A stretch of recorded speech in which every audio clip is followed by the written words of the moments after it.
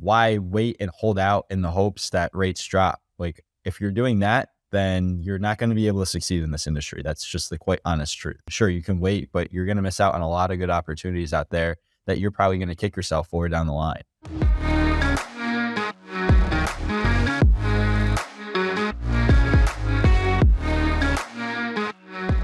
All right, G. So we're talking about the news and the real estate industry. And one thing that I just saw the other day, I was reading the article online. It was saying that the interest rates, as you probably are aware, had last month or a month and a half prior to this recording, they were going down, trending down, and then suddenly they started picking back up.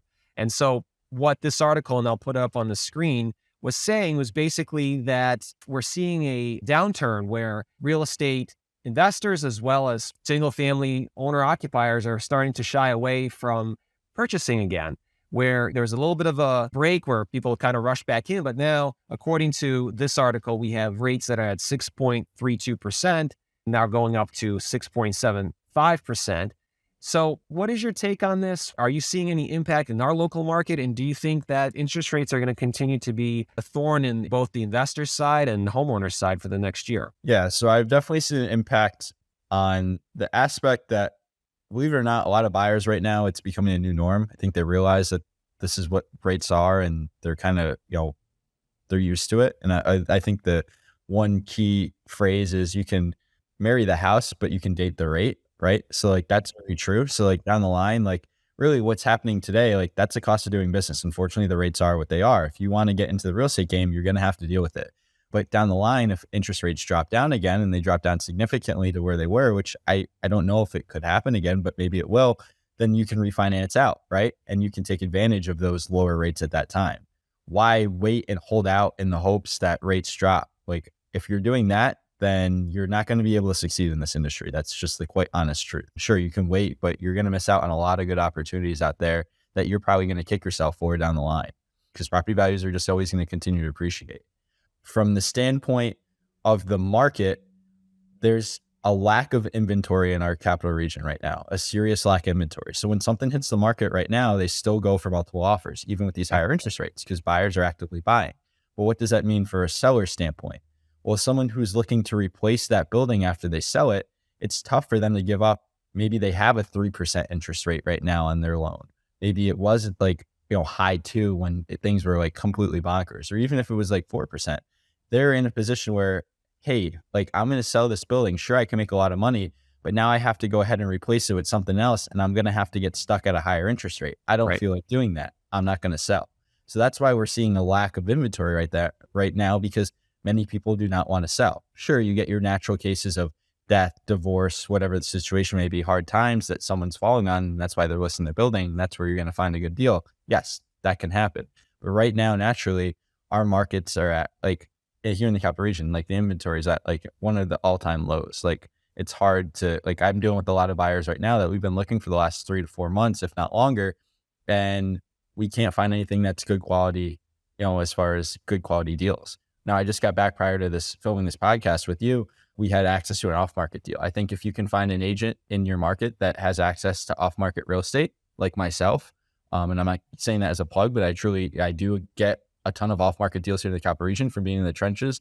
That's the person that you want to work for because you're only competing against yourself at that point. I just showed a house, a 3-unit in our market to someone who's looking to house hack.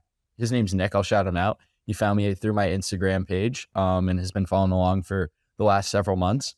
And Nick has been looking for a handful of months now. We've been seeing a lot of this stuff that's been on the market. And unfortunately, like what's out there that's been sitting on the market long term is kind of crap. Like it's not really good quality at all for the price point that they're asking.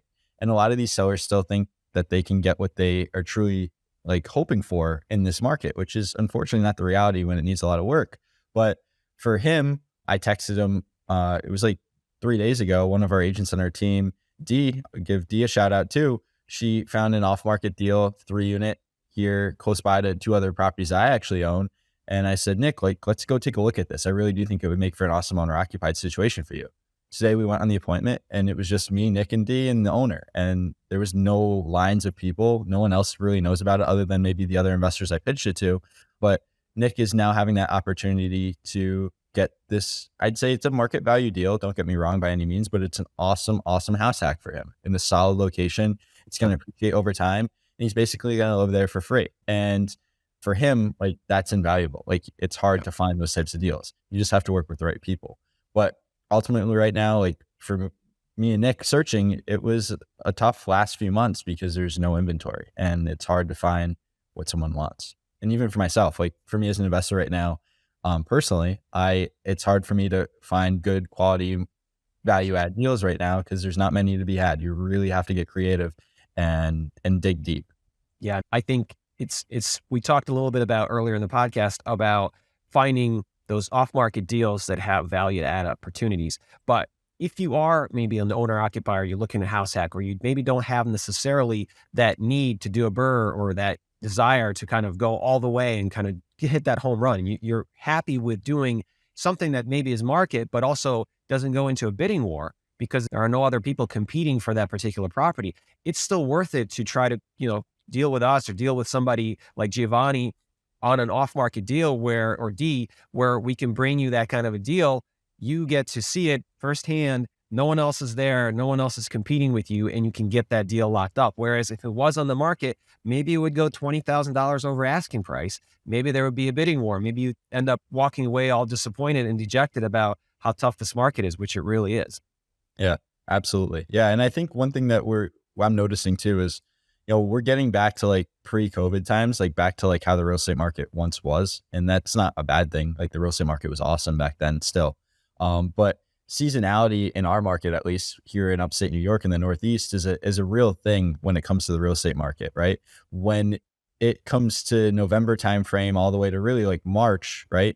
During those cold winter months, people tend to turn the off button on when it comes to thinking about selling their house, right? Which is why I think we're seeing this lack of inventory right now. Based on my years prior experience prior to COVID, like this is how the market was. Yeah, it was tend to be slower this time of year. And then the second that the warmer weather hit, March, April, whenever that could take place, May, inventory rose, right? Because people start thinking about selling their house. They can do their landscaping outside, make it look nice and pretty, do those improvements that they wanted to do in order to get on the market. So I think we're back at that normal time, because when COVID hit, the market here in our area, at least in New York State, was on pause for about a month because of, they wouldn't allow anyone to see houses, this and that. So it really kind of reset this, like there was no seasonality mode. Like it was nonstop, full throttle for the last 2.5 years.